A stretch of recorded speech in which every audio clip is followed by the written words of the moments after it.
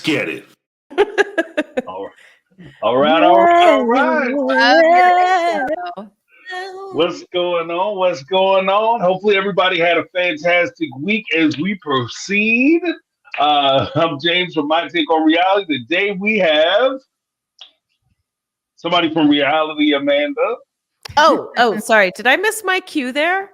I was still mentally at. That's Yes. a bop. Yes. Hello, everybody. Reality Amanda here. All right, and we also have somebody from the squad, the Reality Squad.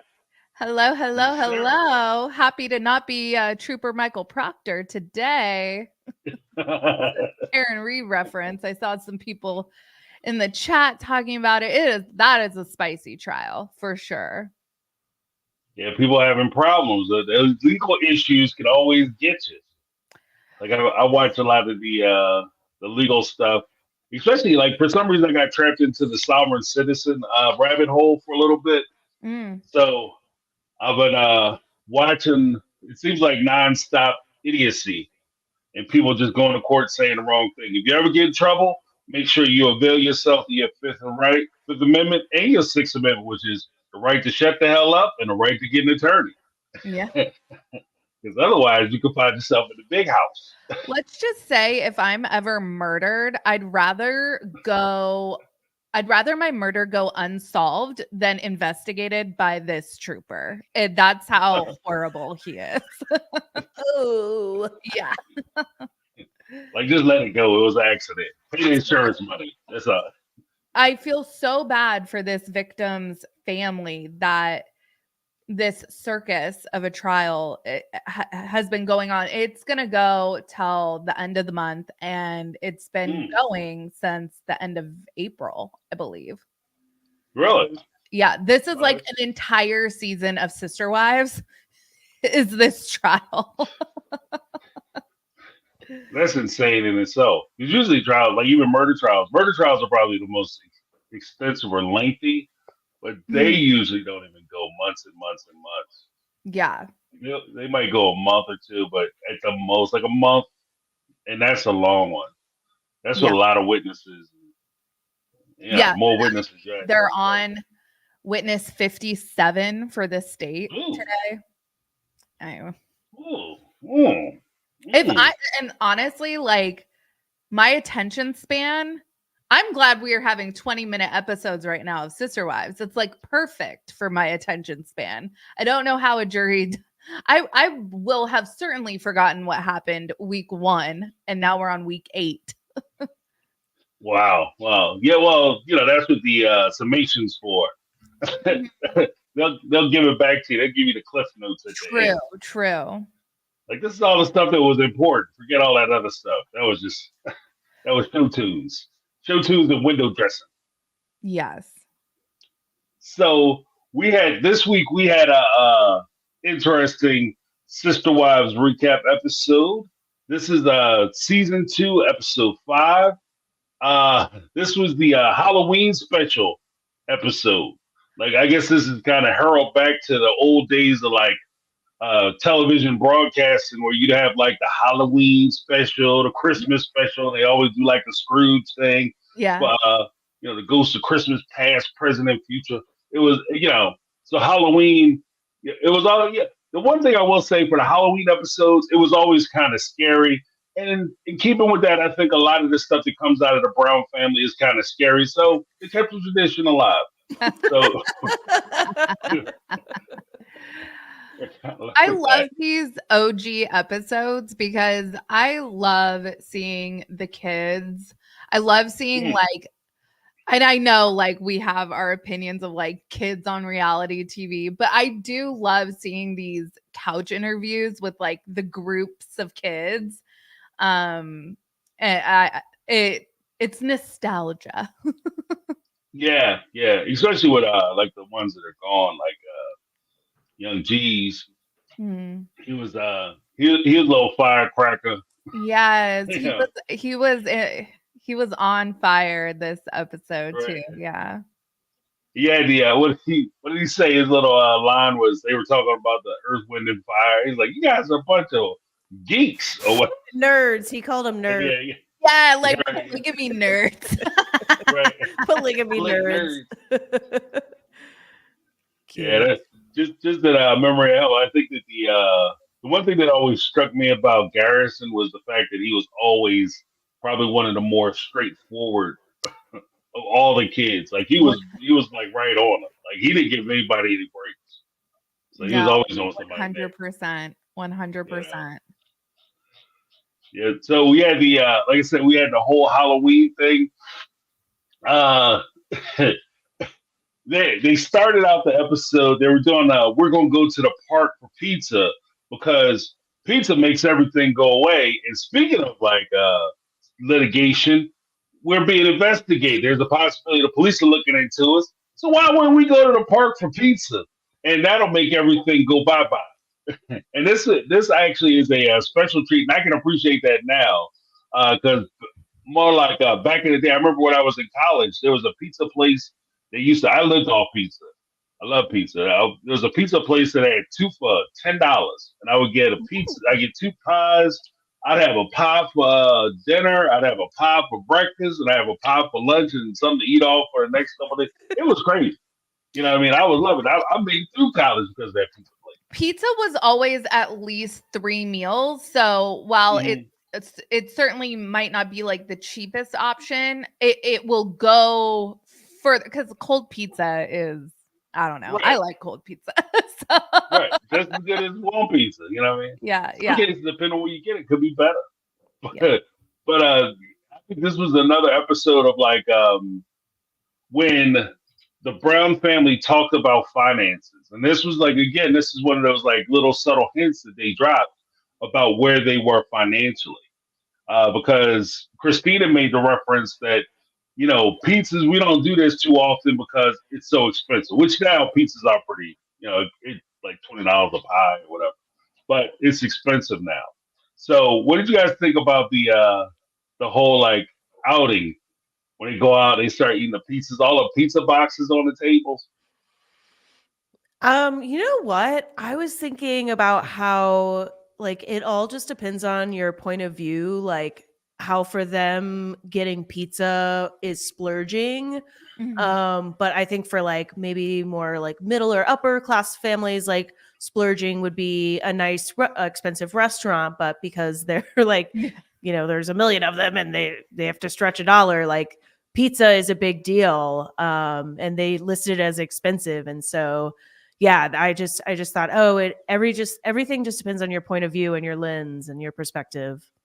Mm, Well, I mean, the fact that they'd have to order so much, like I would imagine with the number of kids that they had, like even a takeout or to go to McDonald's is a $200-300 affair. Because it's just so many people, and this isn't them getting like 4 or 5 meals. This is like one kid getting like Happy Meals, and Mhm. even if the parents are eating just regular one meal things, some folks might be sharing. So it's the little things that I think really stuck out. But this is also kind of one of the things that you got to think about before you start trying to populate the earth. You know, Yep. I'm just saying. So there was this in this particular episode. You had Leon and Logan. They talked about how they were first learning to drive. Um, you see Logan. He's in like the car. I think he's driving Janelle's car, obviously, and then of course Leon gets the opportunity to drive Cody's White Lightning. I So know. And I'm sorry, but I know like Leon was kind of a brat back in the day. Like we got to keep it real about that because Leon right. is the third child born, I believe. Aspen Hmm. is the second child born. Why is Aspen not learning how to drive? Right. Right. Right. Did Question. Mary just say, "Sorry, I'm first wife, so my kid is gonna learn how to drive"? I mean, they're months apart. It's not like they're a lot apart or anything, but I just noticed that. I'm like, where's Aspen's car? Aspen, they called hush puppies. She had the hush puppy formulas.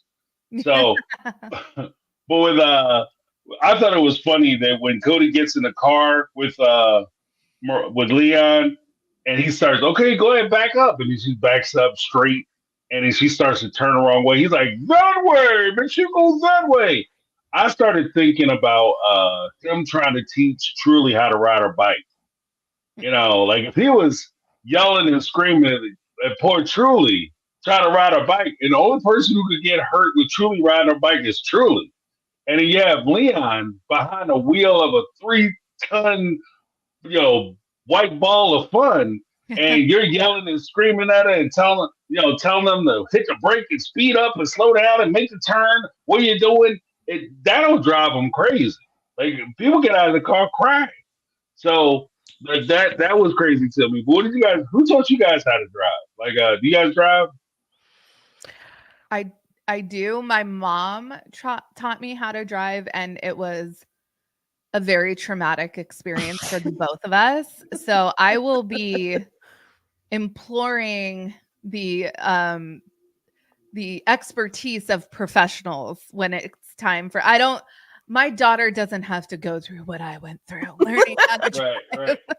And I'm sure my mother wouldn't want me to go through what she went through when I learned how to drive. It was not a fun experience all around. But what I did love is Leon parking about like 3 feet from the curb. Right. I totally used to park like that before, cameras and all that stuff. Yeah, but Cody was like, "You're good." I'm like, "What? There's like a foot there." He probably was like, "I'd rather her park in the middle of the street than risk her like curbing it and scratching a tap or something." Well, have him take it up on the grass. That's what. Yeah. Who taught you how to drive, Amanda? Well, I've often compared my dad to Cody, so I assume Cody was terrible because my dad just like lost it. He had a temper, and he tried to take me out one time, and it was just right away like, "What are you doing? Oh my goodness! Like, oh, what? I said do this, not this." And then he was like, "Get out!" And then my mom taught me eventually. I feel like there's a lot of similar stories in the chat about parents and trauma and driver's ed. And someone said, so at my school, I had like the actual school, like the test and stuff, we had driver's ed, but the actual like logging, however many, because I don't know. I know it's different now, but back then you had to log so many like training hours behind the wheel, and you had to like take so many classroom sessions, and then you went and took your license test, if I remember correctly. So it was kind of like a 2-part thing. I don't know. Mm-hmm. Mm-hmm. Yeah. See, here's the thing. I'm one of the old guys, and I remember when I learned the first time I drove. This is like way long time ago, but this is not that long ago, James. Come on. Right. Back when the dinosaurs roamed the earth. But my dad took me out we went down to a shopping center, and he sat me on his lap. I was probably about, I don't know, maybe 7, 8 years old, and we would drive the car around the parking lot. And that's how a lot of kids, got their first 7 experience. years old. Coyote Pass could be used for something. Saul and Ari could potentially just learn how to drive on Coyote Pass. Right. Yeah, because legally you can drive the only time you need a license is on the street. So you can drive on your property. Your property is big enough for you to drive your car around on it. You can drive. There's a song that my dad, he was down in he was stationed down in Jacksonville, Florida for his job for a little bit. And he got in the country. And there's a guy named Alan Jackson who has a song called Drive. And it's about like when he was a kid, his dad would take him out and let him drive down the street. And a lot of country kids, that's how they learn. My family is from Georgia originally, but that's how a lot of country kids learn. Like you take them out when they're little, you let them. But when I got older, and it was time for me to get my license, Yeah, I went a professional route. They got me teachers, and because I wasn't going to drive around on their house, is what they told me. You're not driving around on my house, and you're not giving me a heart attack because I'm going to be scared as hell with you driving, and you're going to be scared as hell because I'm scared. They'll be there, pat their feet on the floor. That You going too fast? Slow down, slow down. that was the issue with my mom, is like everything terrified her, and she's very like flamboyant and dramatic, and it would scare me, and so it was like we were scaring each other, and it was like, this is Right. not safe. Right. We are it because I'm there now. Like my daughter, when she hit 16, I was like, "You going down? I can't do it. Like I don't have the nerves to do it. Like Yeah. like 'cause I'll be so scared because I've been driving for so long. Like I've been driving. Technically, I got my license when I was 15. Like I got my learner's permit when I was 15. As soon as I turned 15, we had like a little window you could get it, filled it out, got it. And then by the time I hit my 16th birthday, within like a week or two, I had my license. So, I was always on it. I've been driving ever since. So it's very difficult for me to sit even in the passenger seat with experienced drivers, let alone somebody who is new. And I'm sitting there, and things look different on the other side of the car. So everything looks closer on your side. Like we're about to hit the. Why are you trying to go off the road on my side? Have you two seen those videos of like driver's ed coaches, and the video is like the kid, it's like some teenager doing something like really dumb, and then the driver's ed teacher has the instructor's side so he can like hit the brakes, and it's like why did you just try to swerve in the middle of traffic? Like what are you doing? Yeah, was this some kind of pact? Like, what are we doing? And that's what the driver's teacher I had. They had a little brake on the. I mean, they have a steering wheel. I hear some of them might have steering wheels, but she didn't have a steering wheel. But she damn sure had that brake. Like if things started getting wet and wild, she could at least stop the car. My current car kind of has that. It has this like auto brake thing. So the other day, but the thing is it's not accurate. So it thinks it knows better than you. I was backing out of a parking lot at my daughter's gymnastics place, and it just stops me. And I just like, me and my daughter were just like, "Wah!" Like it kind of like jolted us. There was nothing behind me. I think it caught like a reflection or something, and it just applied the brake. It was very annoying. Wow. Car's like, no, you don't. Yeah. Here we go. No, you're not. Yeah. But there was one part of the show, the special, where they talked about like you see the kids out there playing with each other, and they're doing things with each other. And this was one of the interesting things that like actually it seems like this is right in pace because I'm doing the Sunday Night Book Club, Becoming Sister Wives, a book they wrote. And it seems like our review of the older episodes is right on pace with some of the topics that are being covered during the book. Last night we covered the Robin sorority, chapter 8, I think it was. And in that chapter, she talks about the difference in culture and how her kids came up versus how the Brown kids came up, And so they had the whole conversation about, Robin's kids are integrating into the family so well. And then Robin made the snide remark of saying, yes, they're integrating into my family, and that really struck me because ultimately I think that there was like the Brown family culture. Then when Robin came in, it's not so much that she integrated into the Brown family culture as much as she changed the Brown family culture to suit her. Did you guys have any thoughts about that? Do you agree with that or do you disagree with that? Do you think I'm reaching? What do you guys think?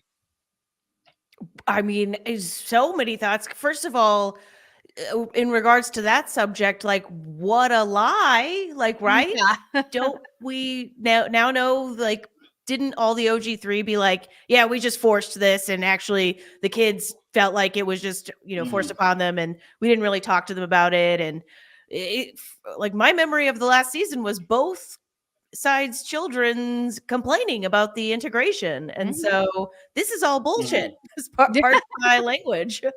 No. French appreciate it. French approved.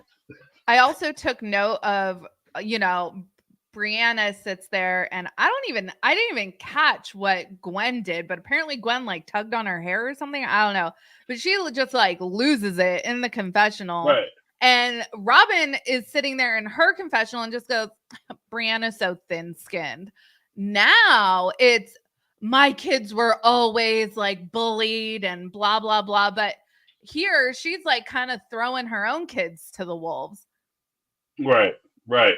Yeah, I think she did that because I think I can see a world where the Brown families are out of control. I can see a world where Robin may have tried to play cool for the show, but if she was sitting there, she would have intervened because that's one of the things she had said during in her section of the book. She said that when there's a problem, she likes communication. So when there's a problem, I like to get in there and I hear two kids having a disagreement, and I try to break it all down and find out exactly what the source of the problem is, and we have a discussion. Like, kids are going to be kids. They have to be able to have arguments and have disagreements.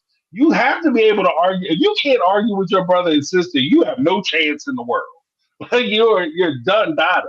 So I think that's kind of like what we see. Like, I agree with what you're saying. Like, that's kind of what we see now in like season 17, season 18, especially when you talk about like that whole text chain where they were trying to do the Pollyanna, and she jumps in the middle of it, and then all of a sudden she's trying to mediate the conversation between her kids and the other kids, and it blows up. I think that's part of the what happens or the consequences of you never letting your kids handle their own business. You know what I mean? Like, it was really funny too, because in the group of kids that included like Logan, Hunter, I think Leon, Aspen, and Maddie, it was all the older kids except for McKelty for some reason. They're talking about how Robin's kids get mad over dumb stuff. I think Maddie even said over like stupid stuff. Right. Logan's sitting there, Saint Logan, and is just like, I don't know, I think it's teaching us to be more patient. So yeah, Logan was like such an advocate for Robin's kids in this episode. I noticed that too. I feel like, you know who probably didn't need to be taught how to drive? Logan. He probably just like knew, like he took his first step and then he drove his first car in that order. Yeah. Well, I agree with that. I think Logan was probably in a position where by his like 7th birthday, he had to go wake up, cook the kids breakfast, and then drive them all to school. So drop them off at daycare. I remember when Logan was like moving out and going to school, and I remember being like, oh, I can't believe he's leaving home. Rewatching this, he seems exhausted. Like, you're telling me we're going to a pumpkin patch? Like, this is just so much. He's like envisioning all the work he's going to have to do because Cody's such a waste of space. Like, right. Who is carting the wheelbarrows of pumpkins to the cars? Logan. Right. And load them into the car. And then Mary was, it was Logan and Mary, because Mary was complaining about, like, I had to pick up all the pumpkins to get them weighed so that I could put them in the wheelbarrow so Logan could take them over and load them into the car. Like, and Cody was running around giggling and laughing, having the time of his life. So I agree. Yeah, but Mary was feeling that. She was like kind of showing off. She was like, yes, I can work a wheelbarrow. Watch me work this wheelbarrow. Boom. She was like, did you get that shot of me? Right. I'm picking it all up. I won't. Giving credit where credit's due to Mary. She is a worker bee. She is not a princess by any means. She is in there hauling ass when she needs to. So I love it. I think this is peak Mary. Like, this is Mary at her best when she's being like controlling and showing off and like like just going ham on her like muscles. I love it. It's great. Yeah. Right.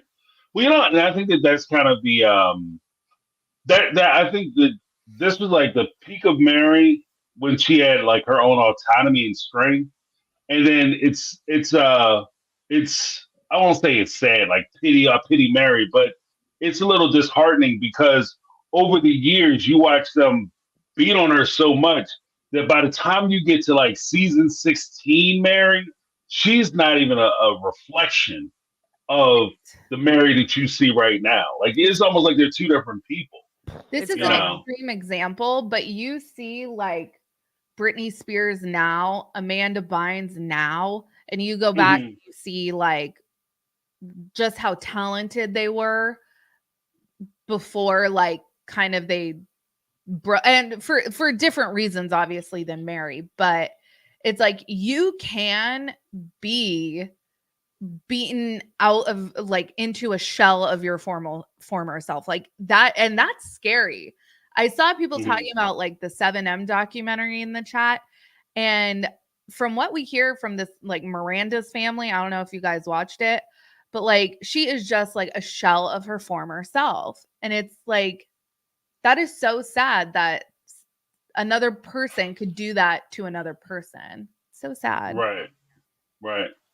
Well, I think that's kind of one of the things too. Like as you get involved with folks, it's always keeping that in mind that, there's that one side where you want to fix the person and it's not so bad and you don't understand how, it's not as bad as it looks. You don't know what's really going on, but maybe as an outsider, you're trying to warn them like, no, you don't see. They're kind of controlling and they're dominating you and they're telling you things. And there's that one phrase that I use for everything, quote I use for everything, but it's when you dance with the devil, you don't change the devil changes you. And as she continued in that relationship, like even though early on people might have been telling her, I know the fans were saying it because Twitter was blowing up. And it got so bad, Robin and Cody came off Twitter because they were talking about how they were treating these women. And so I know she heard it, but she resisted. You guys don't know what it's like. I'm a strong, independent woman, and he's not doing anything to me. And he wore on her so much. By the time she got to season 16, she's begging for anything. Yeah. And in season 1, Mary, I can't see her begging them to come by the house. Like, if you don't want to come see me, fine, don't come. You know what I mean? I'm having a good time picking up wheelbarrows, just running around my property. So, yeah. I mean, let's be fair. It was like Cody plus, I think the catfish really beat her down too. Right. Yeah. Yeah, the catfish, they're robbing the range. Oops. Allegedly. You know what? I will keep, because I am just in the thick of this Karen Reed trial. And I got like 3 hours of sleep last night, and I'm just like, my brain is fried. You could tell me all the conspiracy theories right now. I'd be like, yep, I believe it. Robin orchestrated the catfish. Honestly, I could see it. And I've always thought, like Kendra, there was something there, and that was Robin's BFF, and now they're not BFF anymore. Yeah. It was all the way to the top. Yeah, all the way to the top. Sarah's going to produce a documentary in like 7 years about how like you're going to find all this evidence about Robin, like how she did the catfish, and like it's going to be a hit. Like, I want you to put me on it too. No one's there anymore. Like, people are going to be like, who's Robin Brown? And I'm going to be like, right. And thinking about this for 15 years. And I have the evidence. Yep. I'll come out of my cave with my tinfoil hat. Right. You're tired and crazy. And nobody cares. Yep. Robin who? Robin Brown. I'm telling you, I got all the evidence. I got video evidence. I have pictures of her standing and meet with the catfish, passing off the note. Like apparently the note's like this big. I'm telling you, it's gonna be huge. And I will solve this before one brick is laid on Coyote Pass. I am confident of.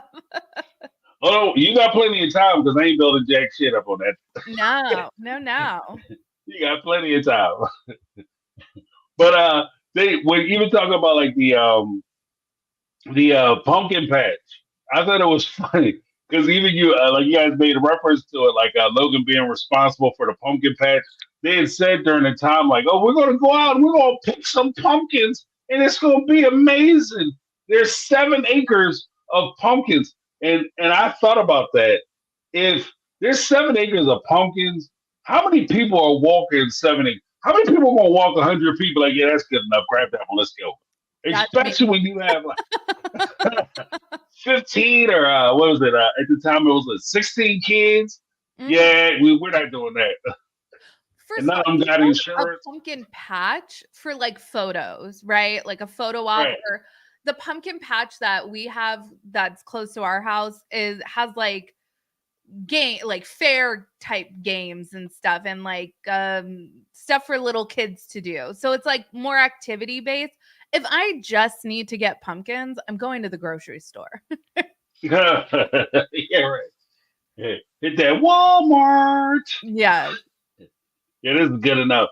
And then the funniest thing about it is too when they pulled up the kids, and I don't know how you guys feel about this. Are you guys pumpkin carvers? Do you guys carve pumpkins Is that for like a Halloween? branded thing? Like I have carved pumpkins. I Yeah, have no. I mean, like, did you guys do the like just carve up pumpkins? It's not like a business. I was like, I You know, mean, are there most people of who are like enthusiasts? Like, yeah, I'm a pumpkin carver. there actually are. yeah, right. There was I think it was on Discovery Plus. There was Neck like a tattoos. pumpkin carving like competition. It was actually pretty interesting. That is way too messy for me. What I like to do is let my daughter like decorate a pumpkin.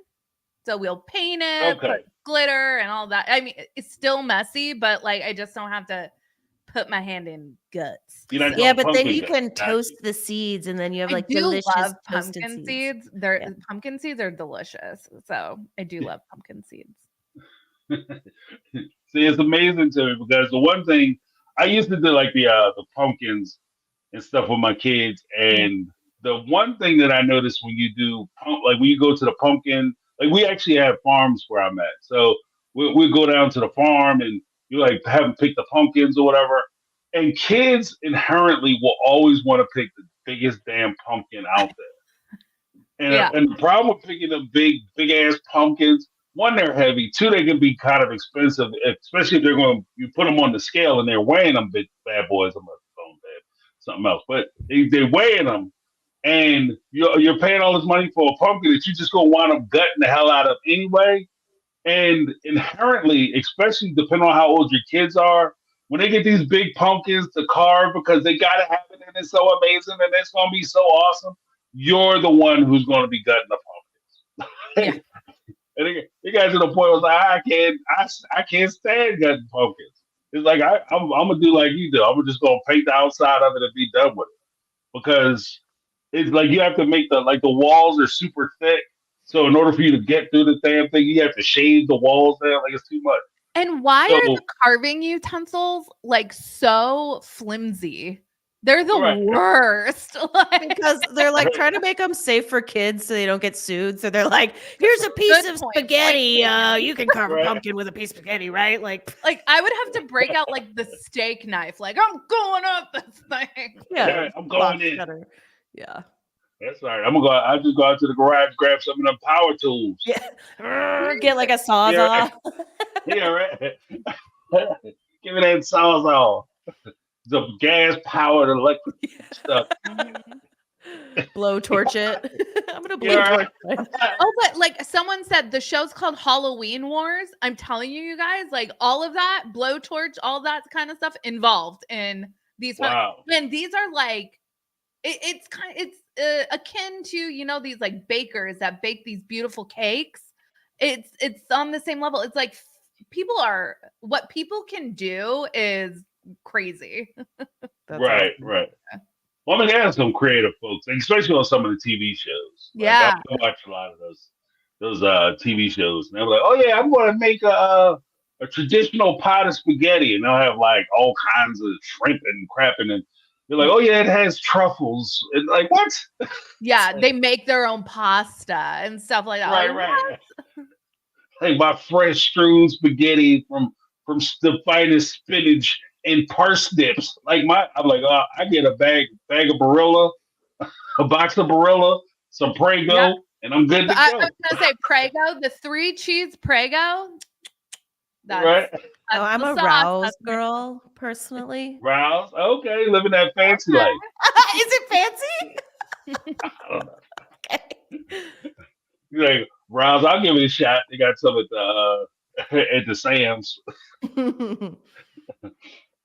But what did you guys think about there was a part where the kids talked about Mary's dominant personality.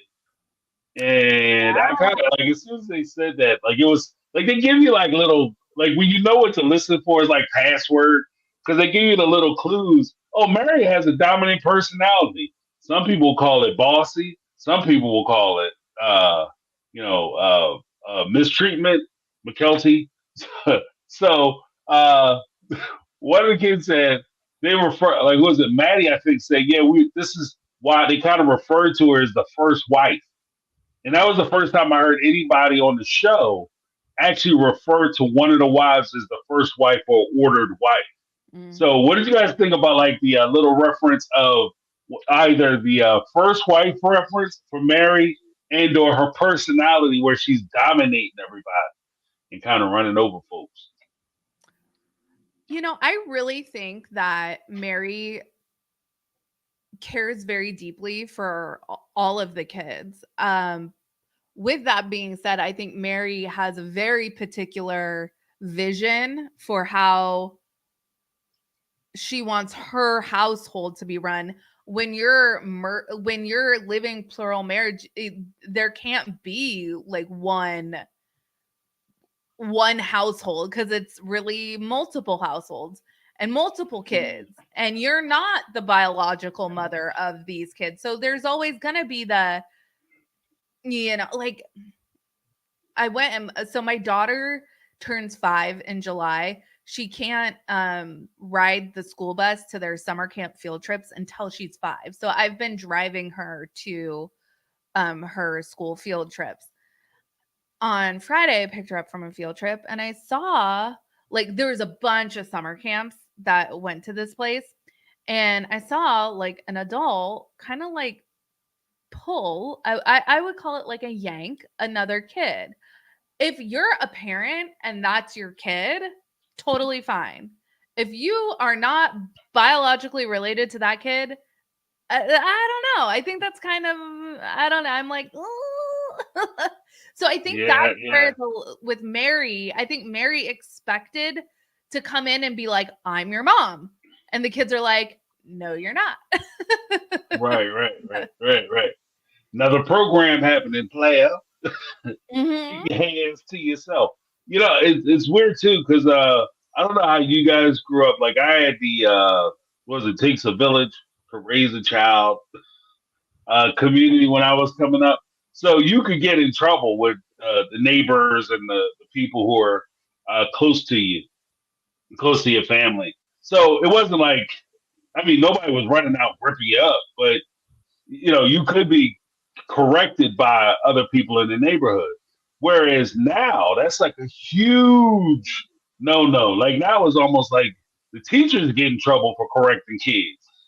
Like who you think you talking to? Tell my child that they can't stand on top of the desk. Little Johnny has to be a free spirit. It's such a fine line because there's definitely that give and take. Like some parents, they don't want you speaking above a whisper to their perfect little angel. It's like they just keep it realistic, like how kids are.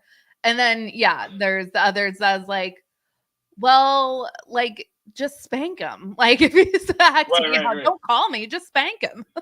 Yeah, this is just millennials like swinging the pendulum back. Like I got my butt beat with a belt. Like, and so I kind of understand who the parents who are like, let my child stand on the desk. Like we're just swinging the pendulum back, Right.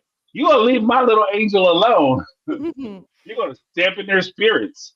Like the one thing I will say, I can see a scenario where, because I think like looking at the entirety of the family, one, you start to put in the elements of it's not Mary's kids, and then on top of that, she feels a certain way because she's having trouble conceiving additional children, and then on top of that, you have the social pressure that she receives, cultural pressure that she receives because that's the only job and purpose of a woman is to have babies, apparently, and Yeah. she's not doing that. So she's failing. And there's a constant reminder of how much she's failing because these women apparently are walking around and flaunting their fertility. And so, like, I think that she has a lot of that she can combat with. And so I can see a world, and I'm not saying that this is true, but I can see a world where that might influence how much or how little she disciplines the other kids. So and that's where it gets kind of weird because that's one of the things that Christine actually insinuated with her disagreement early on with Mary and how she was doing with her kids. Mm-hmm. You know what I mean? And yeah, pick that up from the book. Like she talks about it more extensively in the book. She makes reference to it in the series though. Like she Mm-hmm. talks about it. But what do you guys think that that's a possibility? Like that maybe Mary was a little heavy-handed with the kids, or do you think that it's just something that maybe the Brown family were to protect? Because I could also, just to balance it out, I could also see a world where because you guys don't get along and there is the competition that's built into the polygamous family where you're sharing a husband and you don't want this one, hell, you can't share a kitchen. And they can't tell you where to put the salt and pepper. So you can't tell me what to do with my children. Mm-hmm. So is that a thing? Like, what I mean? What are your guys' thoughts like between the two? From what I've heard the kids describe, like Peyton and Gwen, from both like Cody and like discipline that came from Cody and Mary. In my opinion, I think it crossed the line from like discipline to mistreatment. My personal opinion. Mm, And McKelty certainly is of that opinion too. What's interesting is Peyton and Gwen, especially, have categorized Mary, like they validated McKelty's feelings and said, yeah, we see. Actually, I think Gwen actually has a pretty good relationship with Mary, but she has admitted to having seen her get physical with McKelty at least one time. But mm, they've described physical discipline that their dad has perpetrated on them, and they don't view it as mistreatment. Yet they view what Mary did as mistreatment. wow. Wow. Okay. Well, Yeah, that you kind of were puts a asking different. earlier, you were like, "Oh, do you think she's heavy-handed?" And to me, the scene where I know that's not the episode we're talking about, but when she yells at all of Mm, the kids for being mean to Robin's kids and she Mhm. doesn't like make sure she like finds the perpetrators, to me that is like a heavy-handed like verbal yelling when you're including people who didn't do anything mean to the kids. And so like I feel like when you're a kid, like you're like, okay, there's first of all, for sure there's other stuff going on behind when the cameras aren't there. Yeah. Um mhm. so and Mary even says like oh, the cameras busted me yelling at the kids, if I'm not mistaken. Yeah, she said something like Right. that. But when you're a kid, that type of injustice can bring out such strong emotions. And so if she's also on top of, if she's like sometimes punishing everyone for the sins of a few, and then also being like very verbally aggressive, and then also physically, sometimes it's like that's Mhm. valid. That's their viewpoint is Right. valid to me. Mhm. Wow. Well, that's an excellent point. I never really thought about that, but you're right. Because I could see it. Because my my daughter has a very strong sense of justice, fairness, and the way the world should work. Like she's very orderly. We'll say it that way.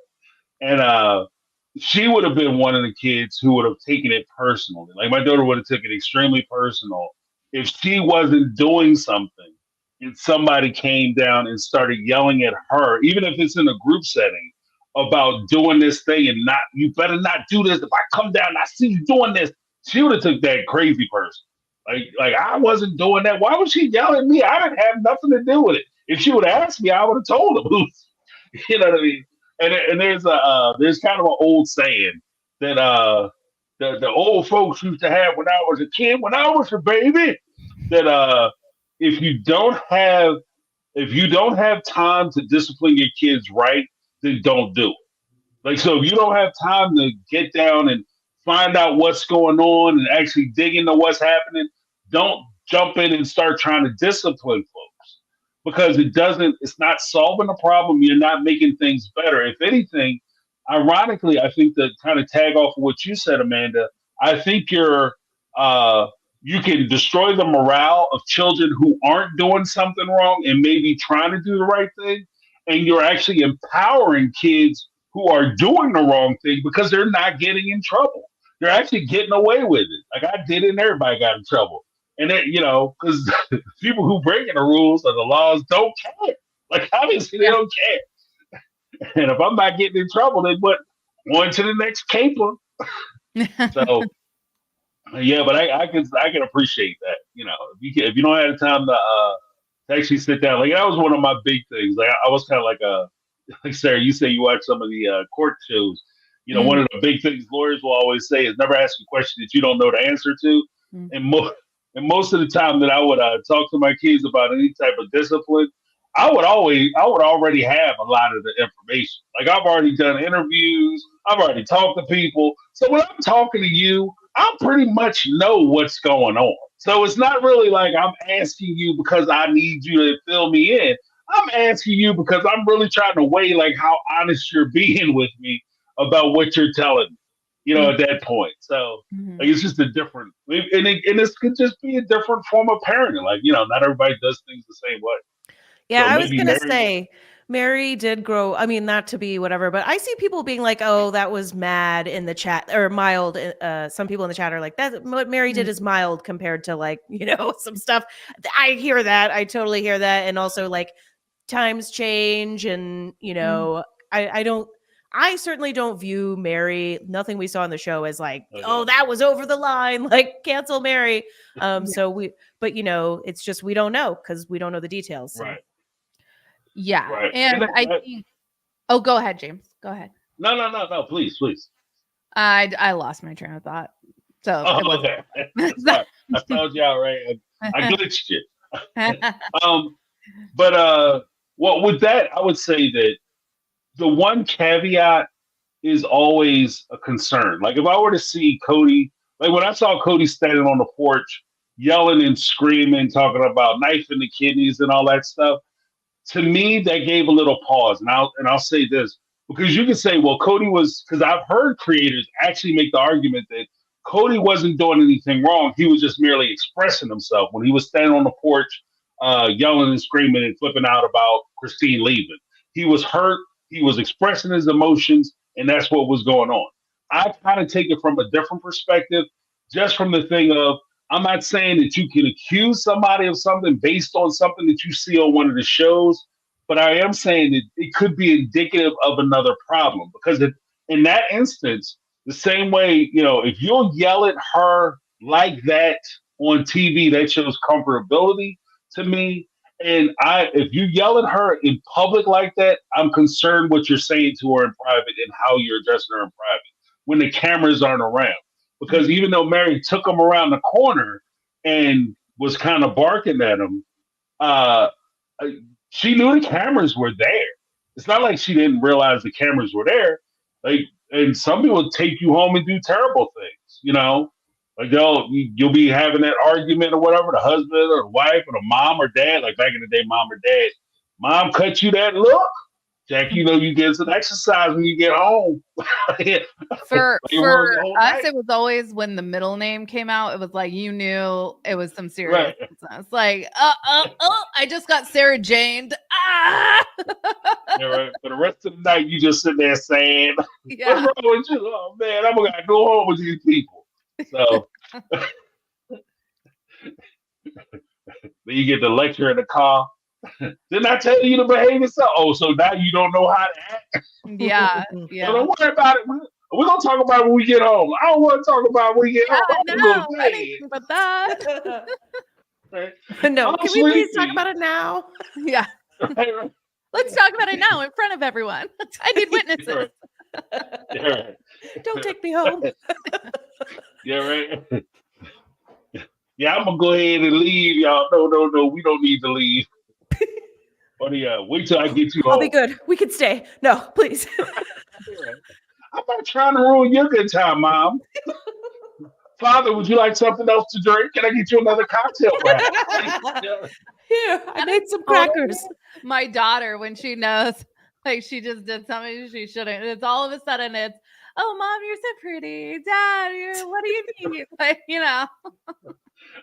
Oh yeah, when they started play with your hair. Oh, you're so pretty. Yeah. I'll be right back, guys. I have to grab my computer charger. So I'll be Okay, no worries. Hold on. Yeah, but I had more than my share. I was a rambunctious child. Me too. So I had more than my fair of talks. Same. And I got talks from everybody, from the principal, the teacher, the Sunday school teacher, my my aunts and uncles. I was naughty. As the British would say. Naughty. Ornery. I got ornery a lot. You ornery girl. Right. You're ornery. Yeah. How dare you have opinions and thoughts of your own? Yeah. And I think that might actually be some of it too. Is that the they grow up in a world where maybe we just don't understand a lot of this stuff. And I might look at it and be like, why is everybody tripping? It's not that big a deal. But in their world, especially with some of the girls, like I'm sure that they're trying to already kind of shape them into the people that they want them to be, even at a younger age. So I don't know. But that was a good point, though. I never really thought about it, the injustice of it all. And even the fact that she did go around the corner and yell at everybody about Robin's kids. And it's ironic she did it about Robin's kids and not like, make sure you're treating, Christine's kids with justice and fairness as well. And Janelle's children, who probably were the ringleaders. Like if in the order of things, I can see Janelle's kids kind of being the ringleaders of like some of the troublemakers because they were all very outspoken children or independent children. Yeah, you know what's interesting? Somebody, I think it was Scara, maybe. I'm way earlier in the chat was like, well, they dropped off Robin's like domesticated kids into these like wild, chaotic kids. Like, I was like, yeah, there is a difference sometimes between how like just you can have a totally different upbringing and like that was clashing. Those kids were just eaten alive. They were so weak. Right. Yeah.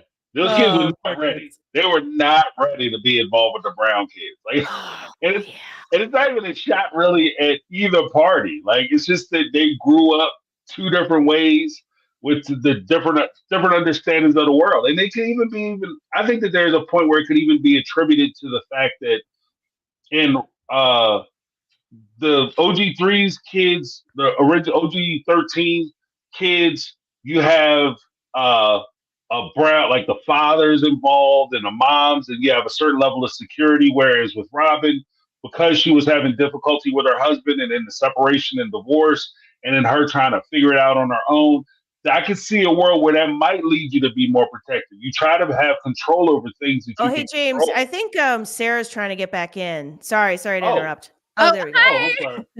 I don't know. Amanda, how do you, we could talk about this offline, but I couldn't figure out how to add myself back. So I don't, anyways, sorry guys. Yeah, that was weird. Thanks, chat. You can just jump back in. Yeah. I don't know what All happened. I could do was like change my avatar. I don't know. Yeah. Y'all, we're figuring it out. Somebody in the chat was like, oh, Amanda hasn't had any issues. I'm like, I'm knocking on so much wood. I am about to have so many issues. Yeah. Today is great for Amanda. That's like challenging the computer. Computer's like, oh no, we're just saving it up for the critical moment. Hold my beer. But so we talked about the kids and Mary. What about Christine? Like, because we talked a little bit about Mary. Christine actually had a revelation where she said that Halloween is her favorite holiday. And I couldn't help but to think about the comparison between like Halloween is my favorite holiday. However, we can't celebrate Easter because that's a pagan holiday. So I was a little confused as to why they were allowed to celebrate Halloween, but Easter. Maybe you guys can help me out. That's actually a good point, James, because they weren't celebrating. They weren't celebrating any of these holidays. I think they celebrated Joseph Smith's birthday. They celebrated like Passover because Cody co-opted Jewish traditions. And I think they celebrated Christmas, but they didn't celebrate any other holidays. Many of the kids have talked about the fact that's one of the good things that Robin brought to the family was them being able to celebrate holidays. So I think that this is a farce by Christine. She might have like internally loved Halloween, but I don't think she ever externally celebrated it. I don't know. Right. This is how my parents were. Like, I don't know what they're thinking. Like, Santa Claus is okay, but Halloween is not. Because when I was a kid, I had to call it Fall Festival. My parents were like, do not say the word Halloween. I was like, what's going to happen if I say the word Halloween? I did not understand. I don't know. Fall Festival. Festivus. No, I'm serious. Yeah. No, go ahead. No, I was just like, yeah, isn't that crazy? And continue, James. Yeah. The elementary school that I went to, we could dress up as Bible characters for Halloween. That was it? Sweet. That was it. Including the devil? Okay. Oh, good point. Okay. I never tried to push it that far. Yeah. That's how you get to, that'll be a parent-teacher conference. Like, little Tommy came in, he was Lucifer. Yeah, that would get you. So growing up, so I grew up Lutheran, and Reformation Day is November 1st. So Halloween kind of had this other religious context in the church that I grew up in. So my mom just always told us to keep it like not devils and stuff like that. I could be anything else. Oh, okay. But yeah, and it's funny because I definitely had like not close family, like distant family, that we all were up in Northern California visiting family, and they were there at the same time, and it was around Halloween. I was in elementary school, and their kids couldn't go out and trick or treat, and I was like, that is so sad. Same. I wasn't allowed to trick or treat either. I did eventually sneak out and trick or treat, but yeah, they didn't want me doing it. Yeah, but you know what? We couldn't be devils or witches, but they dressed my sister up as Judge Ito, and that was fine. And they also had us one time. I was Nancy Kerrigan and she was Tanya Harding, and she came in with a piece of wood and like tried to break my leg, even though that's not accurate to what happened. Like, yeah, all that was fine, but no witches hats. I like your parents' creativity there, though. Yeah, they were like, they're like awesome pictures, but like, but yeah, I think maybe because with Christine, maybe her parents had let her, because remember with the whole Easter debacle, it was the holiday that the wives had celebrated prior to joining the Brown family, but the minute they came into the Brown family, much like the earrings and everything else, that was something that they had to give up in order to appease Cody. So maybe it was something that she loved doing before Cody. And then, like you said, when Robin comes in, Robin's like, well, my kids celebrate Halloween, and I guess we'll go to my mother's house. No, baby, please, no, stay. Get the trees, get the pumpkins, you know, so. And isn't it so interesting?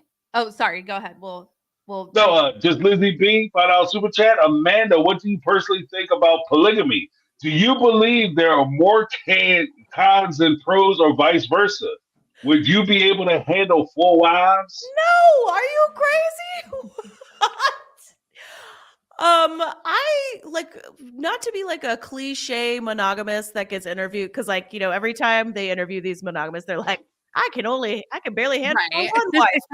That's Right, how right. I feel. I can barely handle my one wife, who I love very much. But no, I could not. Love you, baby. There's Can no I way share with I you would guys? crack. So my husband and I, so going back to this Karen Reed trial, I've been heavily invested in it. The victim in this case, he took in his niece and nephew because his sister died of a brain tumor in like 2013. Then her husband died of a heart attack like 2 months later. So these kids were orphaned, like Wow. horribly tragic. Me being the person I am, I'm like, "Ugh, but isn't that like kind of romantic? He like died of a broken heart." And I'm like looking at my husband, I'm like, why won't you die of a broken heart? Like, I'm like, what are you gonna like live and like get remarried and like whatever? Wait, how dare you be happy after I'm gone? Yeah. I am your happiness. Like what? And my husband's like, this is the most ridiculous conversation. Yeah. Well, I don't know if you guys ever had that conversation because I've said that before. Like, if something happens to me, don't sit around and spend the rest of your days crying about me. Like, go out and make yourself happy. Like, I'm a big fan. Like, not a big fan of it. Like, I'm not gonna be like, yeah, I'm single. But like, if something happens to me, I'd rather you go out and live your life. Find somebody who's worthy of your time. Don't go out and just act wild because I'm gone. But anytime I bring that up, she loses it. Like, why are you even talking like that? Well, I don't have that opinion. You should die alone. I'm like, what? I'm team your wife, James. So I don't agree with that. I'm like, I want you to be happy. I don't want you happy. Just wait till the body's cold first is all I ask. Like Right. Cody is not even waiting until these women are out the door. He is already cycling new bodies through. Yeah. Like they don't even have a cold or nothing. Like, you know what I mean? Like, I'm not saying bring somebody to my funeral. Like, I'm not, don't be pretend to swipe it over the casket. Like, now we're going to lower them. Oh, look, a match. Like, don't do that. I'm not saying that. I'm just saying give it a little time. But you don't have to be sad always. Like, I think it's, and even talking about, like, the whole holiday thing and the way they did the holidays, it's weird to me when they did the dress up. All of a sudden, Cody went from the wives were determined. We're going to be the elements, earth, air, fire, and what was it? Earth, air, fire, and what? Water, I think. Water. There you go. Water. And the kids had no idea what the parents were. Yeah. I don't know. I think my mama's earth. No, your mom's not earth. My mother's earth. Like, or water and air. Like between Christine and Robin, the kids are ready to get into a fist fight because their mamas are the water. And Cody at this time, like, what did you guys think about the fact that Cody had no idea what he was? Because he started out saying, I'm going to be Sammy Hagar. Yeah. And then all of a sudden, it's like, I'm going to be like, so he went through like 3 or 4 different things before it was all over. What did you guys think about that? Classic Cody. I think it's less about like what he is and more like how can I like get the most attention? Because didn't Christine want him to be like the son or something? Yes. Yeah. And I think that's what he wound up being. Like, he wound up being the son. Yeah.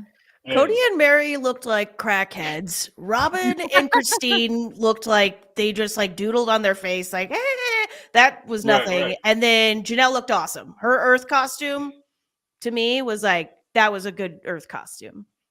Which is weird though, because if you'd have said, like, you laid all of them out, they were all like Pokemon cards, right? You laid all of them out. I got a Christine. And you'd laid all of them out. I would have guessed that Christine would have had the most creative costume. But they both, like, all of them, like you said, all of them their costumes were pretty tame, but Janelle actually went all out with she got the leaves and she had the whole shebang. Like, she actually put it together. And like even with Christine and Robin, with their face paint, I kind of thought of it more like a deranged, like Gene Simmons from Kiss, like the way they did their the face paint. You Like mean it's Cody and kind Mary? of there, but it's not quite there. Or Christine, well, because they had like the little stars. I thought on that was the Cody and eyebrows. Mary, and Christine and Robin had like blue doodles. Yeah. They had the little blue doodles, the blue doodlings. That's what I say in the range. So Oh. I wasn't really Cody's hair because he started out, and that was one of the things I noted too, because it was kind of implied later on that Robin was saying that his hair, like he said, like with the curls, the ringlets that he has now, he holds it out as like this is not a perm. Like Robin showed me a special trick where I could just take a shower and I scrunch it, and then I make these curls like this. This is how I get my curly locks. And meanwhile, Christine is standing there trying to do like the ringlets, like she's trying to curl his hair individually. So like, what happened? James, I swear, before this podcast, I was like, or this live stream, I was like, do I have enough time to do that to my hair? Because I thought that would just be so epic. But surely that took Christine like an hour to do. Yeah. Right. And his jackass took it right out. He took it right out. He's like a little kid. That's what happened. Like, you take my daughter for stuff and she'd get her hair done and she'd try to take it out almost immediately. Like, hey, you gotta leave that in there as much as I put in your head. You holding that hairstyle for a minute. Like, trust and believe me when I tell you. After my wedding, I came home. I took my I had like clip-in extensions, took those out, took my eyelashes off. I was like a completely different person at the end of the day. It was like Cinderella when the clock struck midnight and I went back into my right, back to the pumpkin patch. Yeah, it's kind of like it was like a witness protection thing. Like exactly. All of a sudden you're a different person. Hide your identity. But I that was actually I didn't realize it at the time, but now I'm kind of know what I'm looking for, I guess. That was when Christine did his hair like that. That was the first time they pulled it really close and tight, and you could actually see like how much hair he actually has. Like, so I didn't realize how bad it was that early on. Like, as far as like his MPB, that's the male pattern baldness. For those who are unaware, I give Cody credit as someone who is like fiercely resisting going bald. He does a lot with his hair to make it appear, because there of course will be like screenshots posted to Reddit of like, oh, did you see this like screen grab, and like you can see it. And it's like, wow, like I didn't know it was that bad, because like you can't really tell the way Cody styles his hair. So I will give it to him that he does a lot to to make it. And as someone, I don't know if he's the kind of guy who would ever do like a hair piece or extensions or anything like that, but with just his hair, he is an illusionist. Right. He's making it happen. Yeah. Well, because I'll give him credit. Like you, I think I'll give him credit on that front, because I understood. Like once he went to the curls or whatever, I knew what it was. Like it's a way for you to fill out, because that's what he used to do. That's why he had like the surfer dude hairstyle, because he was trying to fill out spaces. And I understood that, and I give him credit. Like, look, I mean, it's not my issue. Clearly, it's not my issue. But I can respect the fact I have friends and family who does have that issue, and it is a struggle. Like it can hurt. It can hurt your, I guess a lot of folks don't really care because they see how much damage he's wrought on the self-esteem of his wives. Yeah. So they kind of see it as like a karmatic, like, that's karma coming, baby, killing the fifth wife on you. But I think that like for the normal guy, Robin. yeah. But for a normal guy, I can see where that could hurt you. Like that'll hurt your feelings. Mm-hmm. Because my husband will be bald eventually. That's a hard thing for me. Yeah. That's it could be a rough piece. Literally, it could be a rough piece. How Christine is now married to a bald man. Amos was bald, right? What did you call him? Amos? Did you call him? Oh, okay. I think you call him Anus. I'm sorry. Go ahead. No, Amos. I was like, damn. not so famous Amos. Yeah, I yeah. think he was bald too, but isn't it funny how obsessed with hair was Cody that all these women are like, just give me a guy who's embracing the bald. Like, Right. yeah. Right. Oh, it was so Well, annoying. He would take like 9 hours and then they would just be like dying for like Remember hunger. that anniversary episode where he was going like trying to like scrunch his hair and it was like, whoa. right, yeah. And it's weird too because it's like I guess when you're with somebody like that, it's almost like you date somebody who is completely obsessed with going to the gym, and then you're with that, and you have that, and you say, you know what, I want somebody who don't care about the gym no more. Yeah. Like maybe they go twice, 2, 3 times a week, and that's it. They're not in there 5, 6 days a week, 4, 5 hours. I want somebody who's just going in there, maybe play around on the treadmill for 20 minutes, go go to Planet Fitness and get on one of the hydro beds and come on out. Like that's what what I mean. James, you're just giving us your dating profile here. This is so specific. Right. I love it. Yeah, right. If my wife catch a cold, you know what to do. Just go down to Planet Fitness for 30 minutes. You know what I mean? 20 of them on the treadmill. Hell, 10 could be walking around the building, like tapping on your phone. But they have what is this? They also had the incident where, and this is like the first real conversation about the fear of the police being in the area, because they said, oh, the police were out front and they're kind of circling around and the kids are letting us know the cops are out there. And as it turned out, Cody butt dialed them. And I'm like, why does Cody have 911? Like, why would that be a thing? So do you guys know, can that happen? Like, have you guys ever called the police by mistake? I normally would be like, what an idiot, but I have literally butt dialed 911. Really? Okay. Yes. Okay. I immediately noticed it and was like, hang up. But it's happened to me. I used to have. And then they call you back. I used to have a Chevy Trax, and when I bought the car, it had OnStar, and like I accidentally like initiated OnStar once, and they were like, beep boop beep, like, everything okay? And I was like, oh my god, I'm so sorry, I don't know what to do. But your phone can go into like emergency only mode. So I would love to hear from a 911 operator how often they get butt dialed.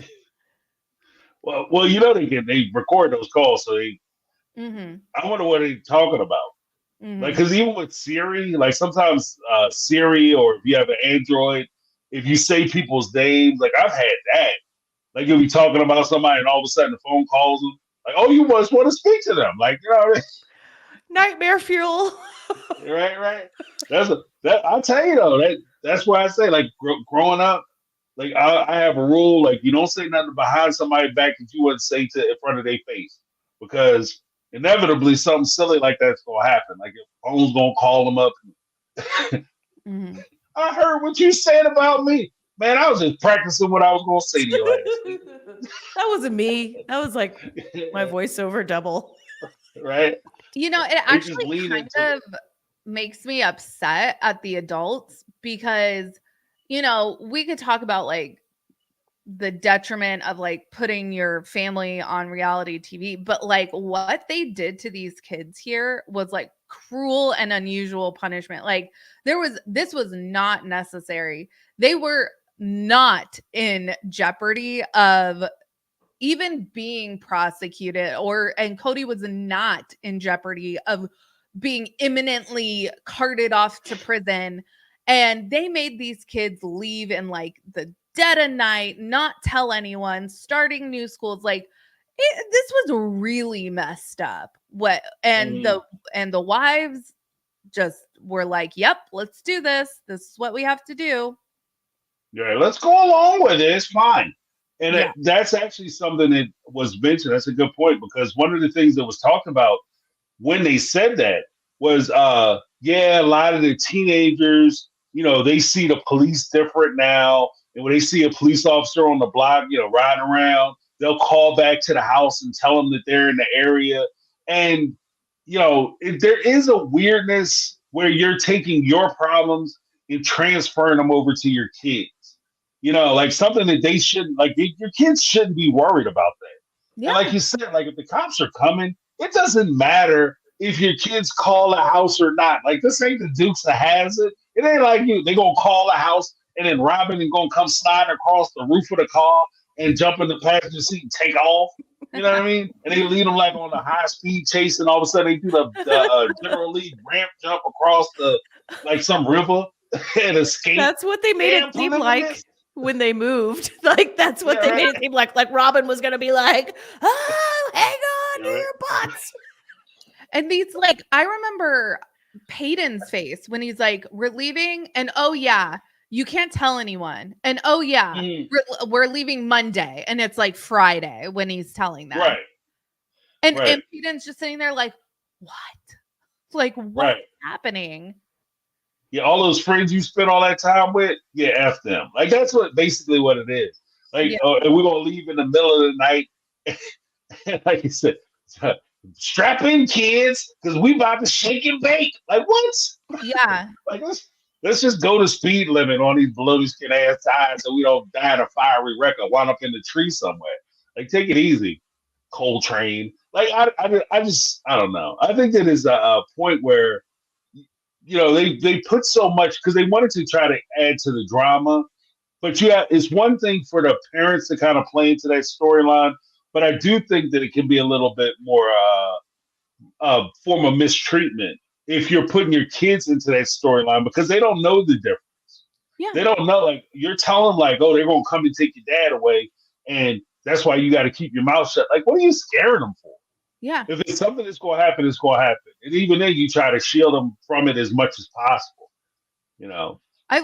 We're talking about true crime. I've literally seen people like in handcuffs telling like their family members, "It's gonna be okay. It's gonna be all right." Like as they're getting like carted off to jail, they're trying to like reassure their family that it's gonna be okay. Meanwhile, we have Cody. Absolutely nothing is wrong, and he's like, "Oh my god, you guys! I basically better go turn myself in. I should just dial 911 in my pants, like I thought about that. I was like, this is why, because I occasionally I'll joke around and tell, like, this is why I could never commit crimes with certain folks. Like, could you imagine? You sit there at your evil lair, but coming up with your plan and your stuff, and you got the plan going, and all of a sudden Cody pulls out his phone, like, "Oh, I accidentally buttoned down the police." What? Man, it's a criminal enterprise. Why do you even have your phone? Like, you call 911? You don't even record those calls. Supposed to call the police when we're about to commit a crime. Yeah, right. And he's screaming, "Prank caller, prank caller."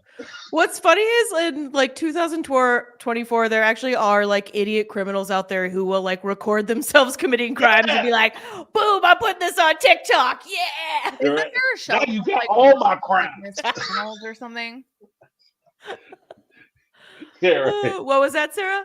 Isn't there a show called like World's Dumbest Criminals or something? And it's all like. I'm sure there is. Yeah, now it's called Facebook.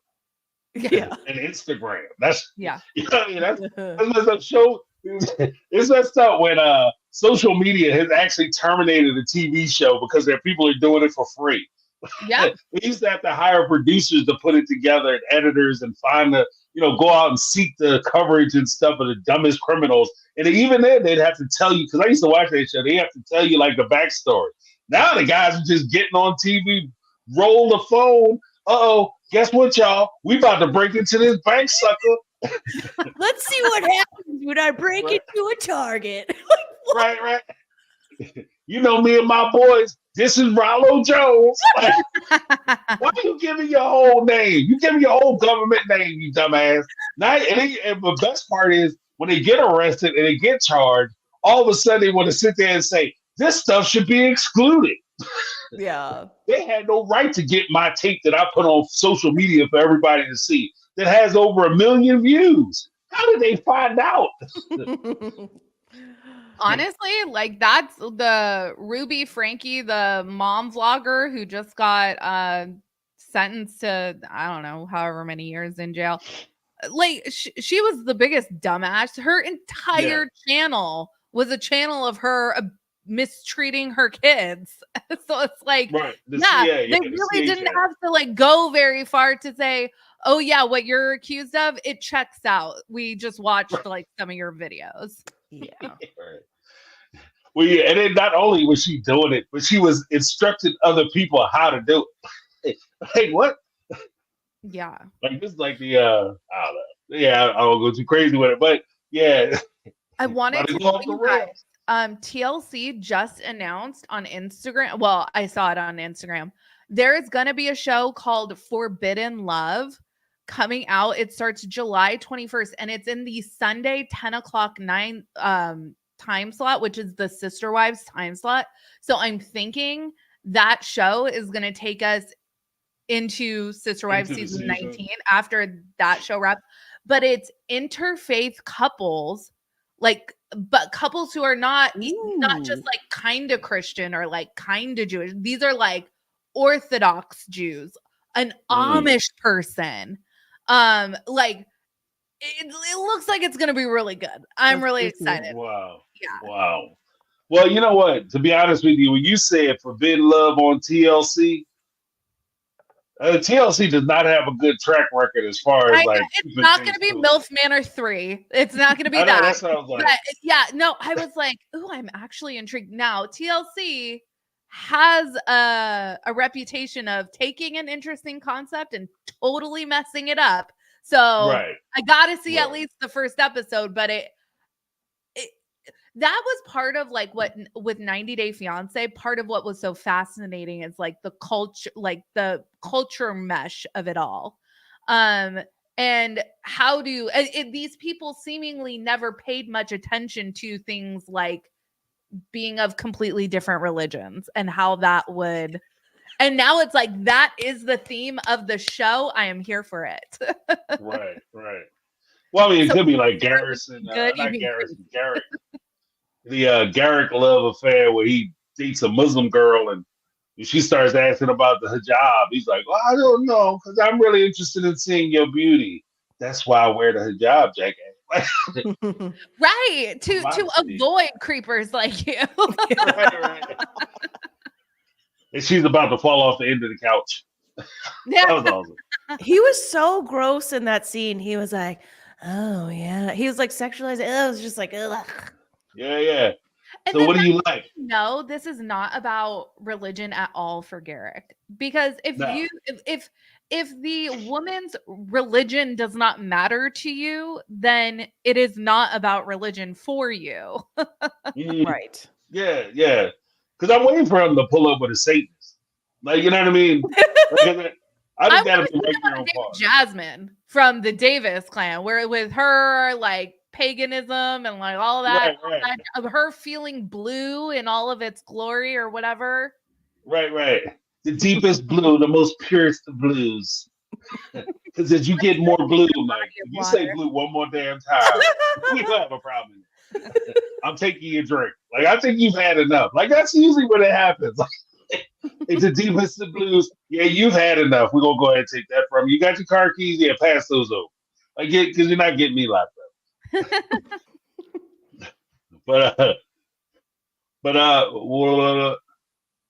Okay, yeah. So we talking about the first time Cody rolled his hair up, the perm time, and he said he was the rock star clown.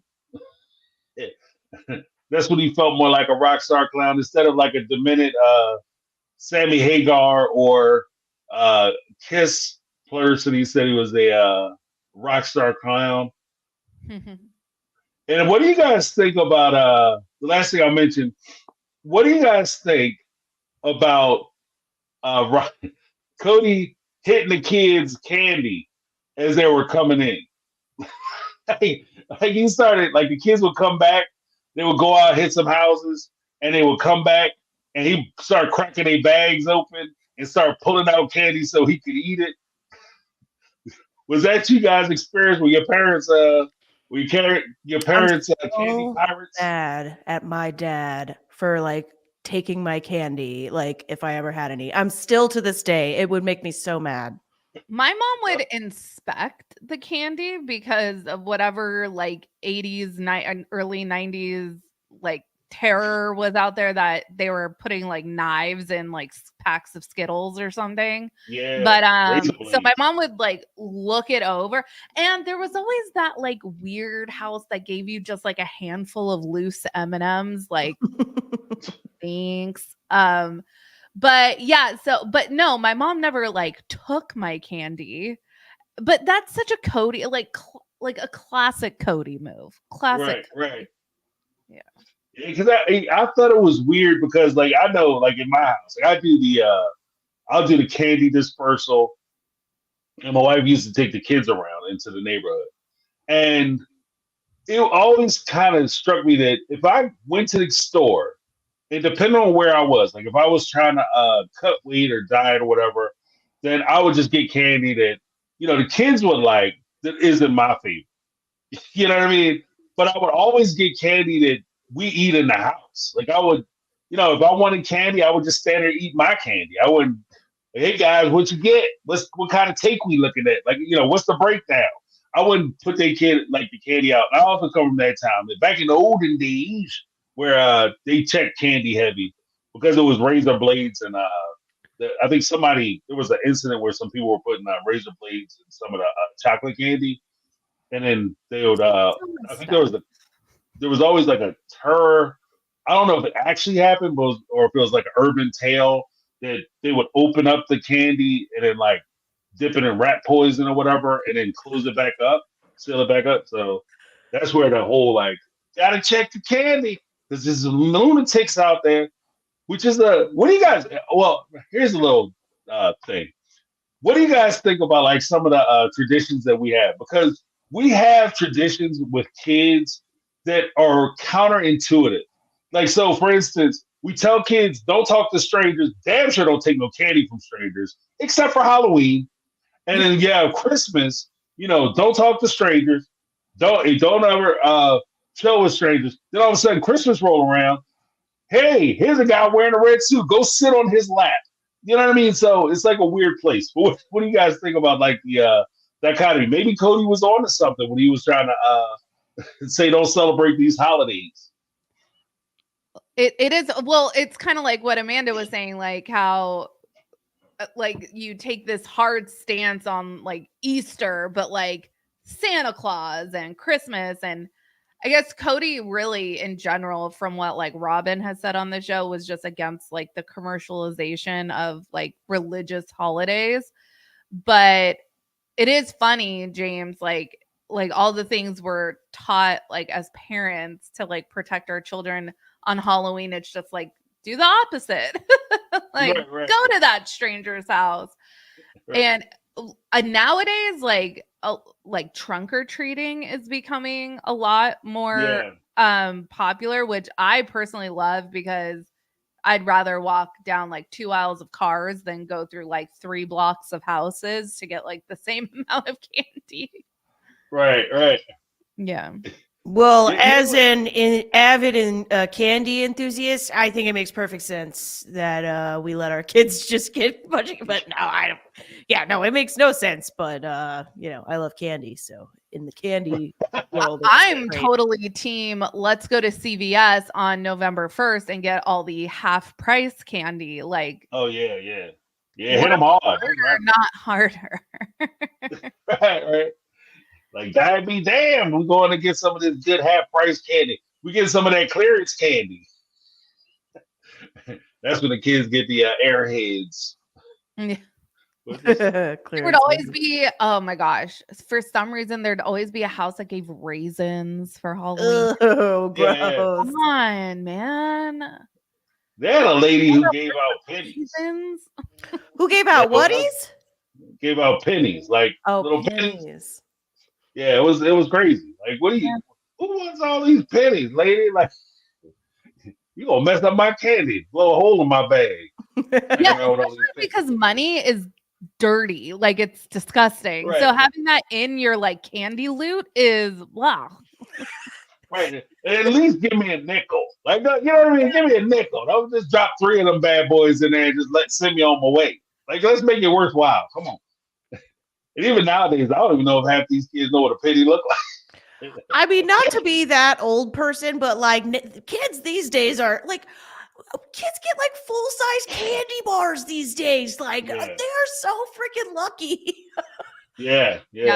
There's actually my neighbor gives out full candy bars. Lots of people do in my neighborhood too. I'm like, oh man, I wish I was a kid. They're awesome. Yeah.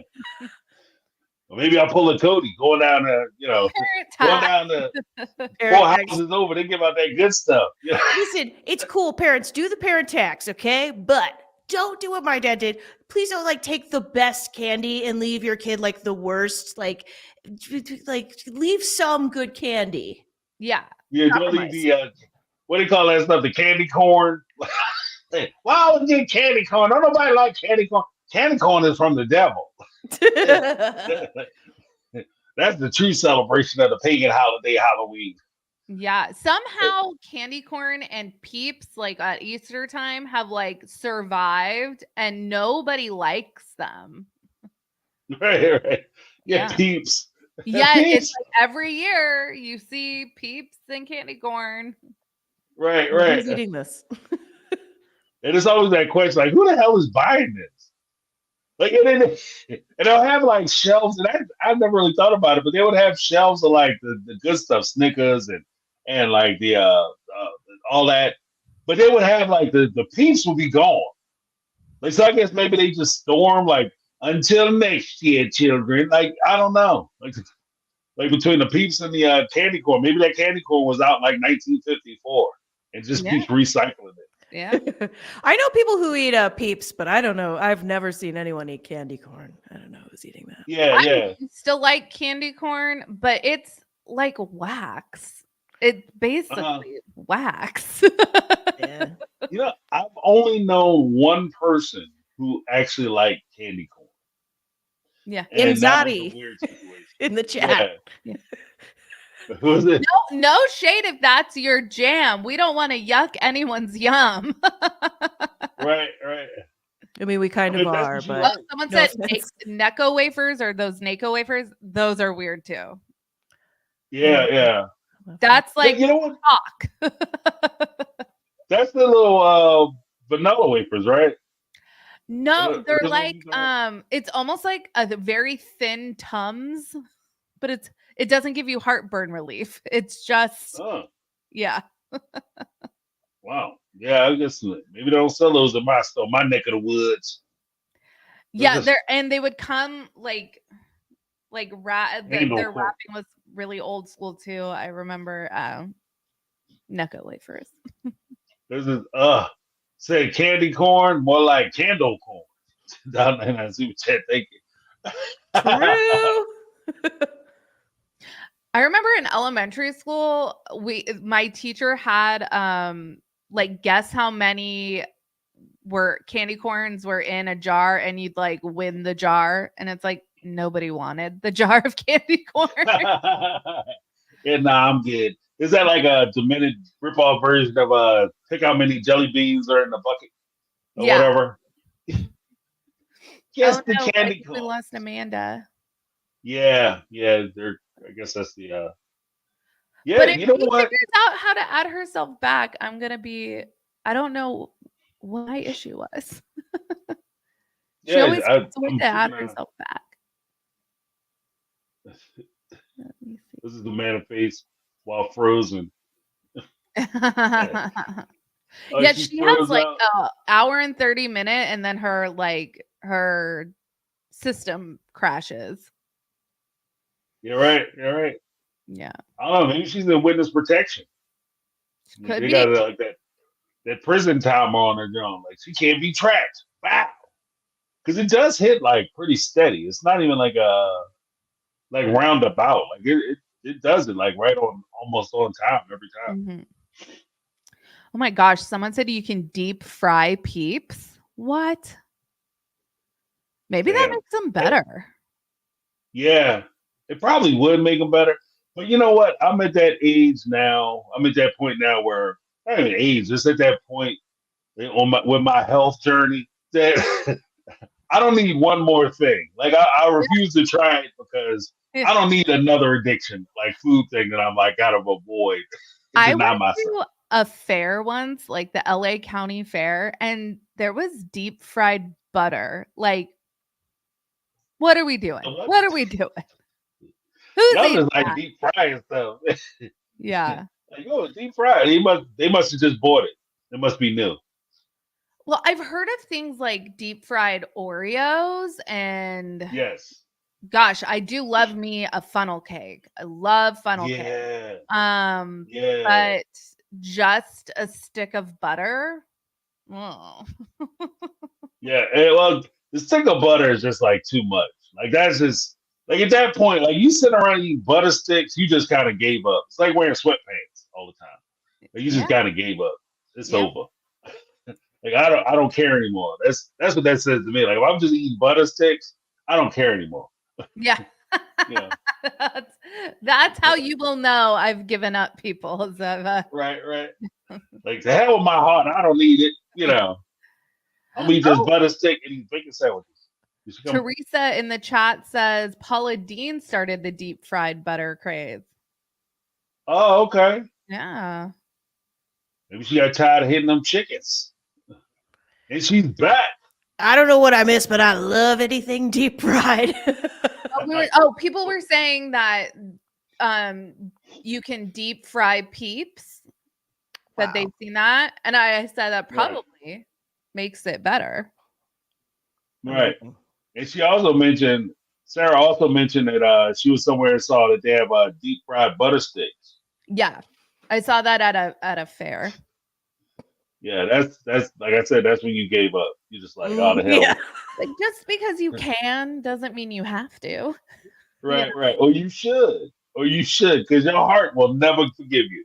Yeah, you're just like, man, F that cholesterol. Right? Your heart's like, oh, this what we doing?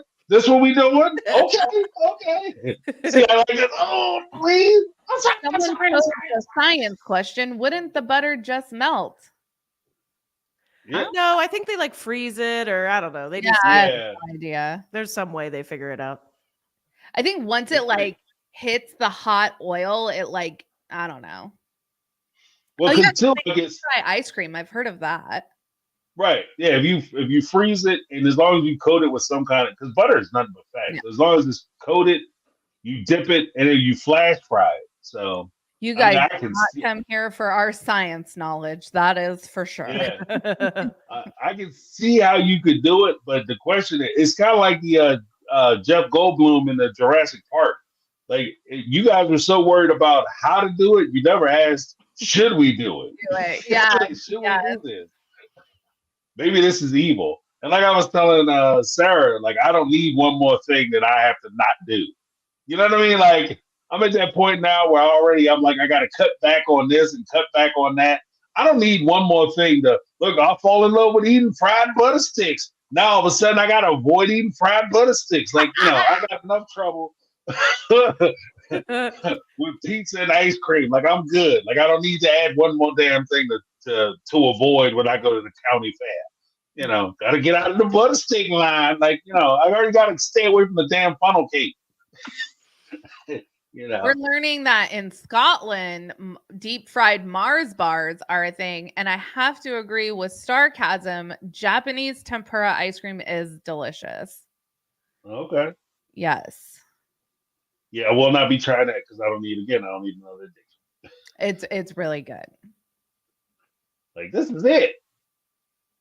You're all just making me want to go eat a bunch of terrible food for me. So I'm blaming everyone on this live for my dinner tonight.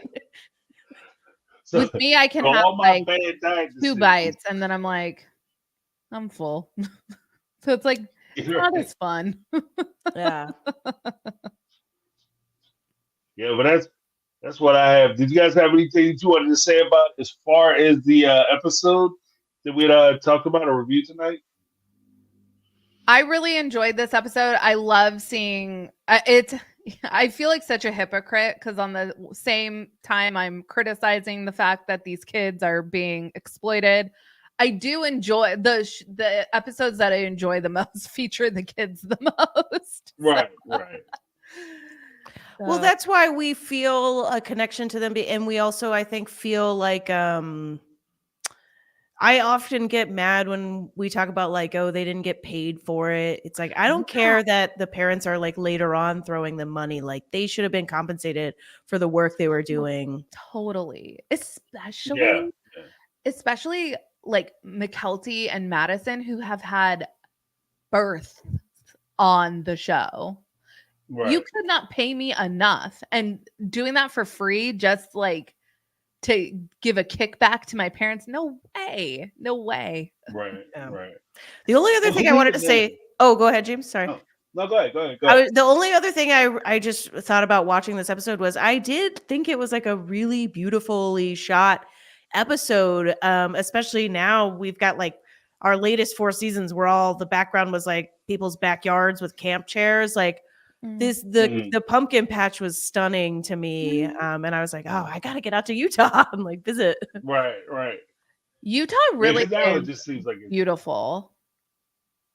Because it just seems like now everything, because especially after the vid 19, the panorama.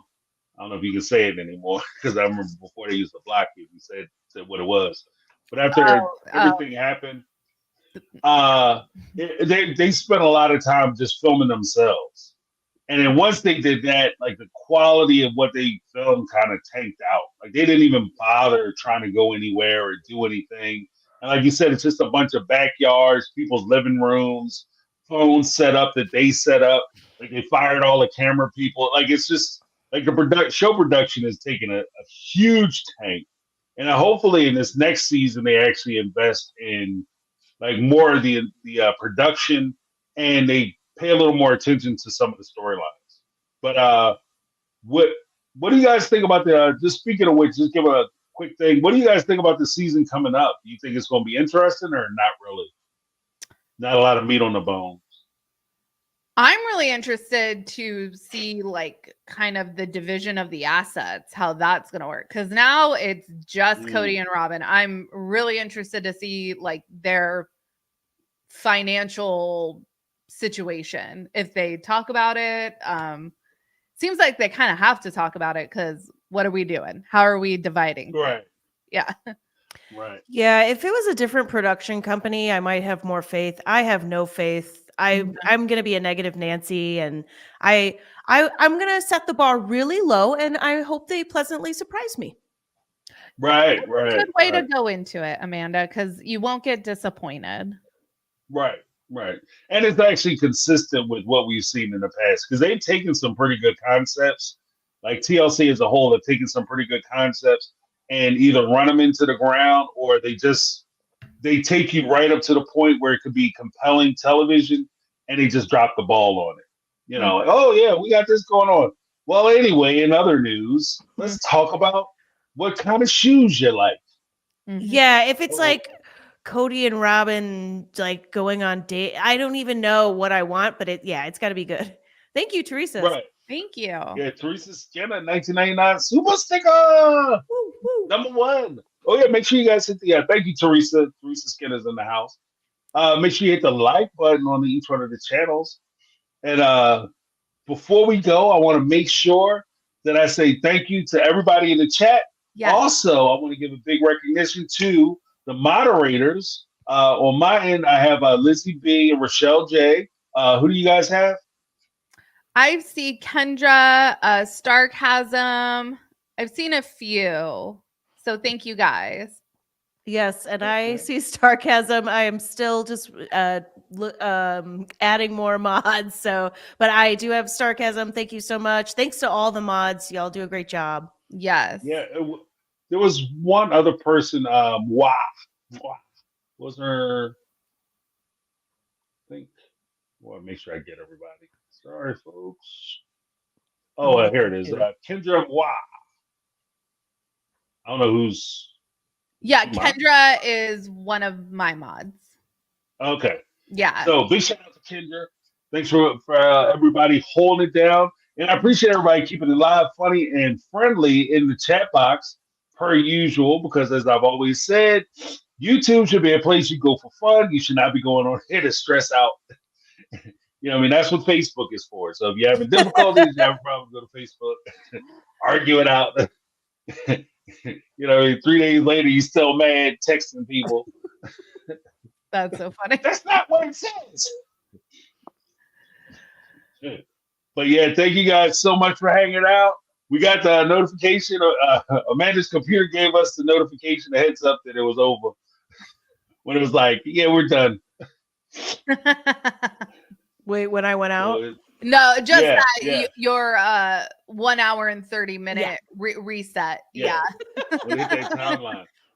And I said that. I was like, I'll give you credit because that bad boy is consistent. Like, it will be like, we're done. It's over. The time's up. You should have said what you had to say. Now it's over. So, it is what it is. But thank you guys all for hanging out with us. I appreciate it. That's my take. I'm James from My Take on Reality. We have Sarah House from Reality Squad, and we have Reality Amanda. Oh, before we go, do you guys have anything coming up this week that folks should be kind of keeping an eye out for? Yeah, I have a video that I'm gonna try to get out tomorrow. And yeah, but I'll see you guys in the next video. Yeah, and everybody, thank you for being patient with me. I am just still working really hard to edit my finale, Seeking Sister Wife vid, but I'm having a lot of fun, so it's going to be fun to watch. So, but thanks for being patient. That's coming out just as soon as possible. Yeah. ASAP. There you go. Love it, love it, love it. And then I have a video coming out talking about Christine, the unsung hero, and her heroism and dealing with postpartum. It's a little fun video. It's not going to be too heavy. So keep an eye out for that. And that's what we got. That's where we are. And I think it's a good time to say adios and good night. So thanks everybody for coming out. Have a good night. Bye.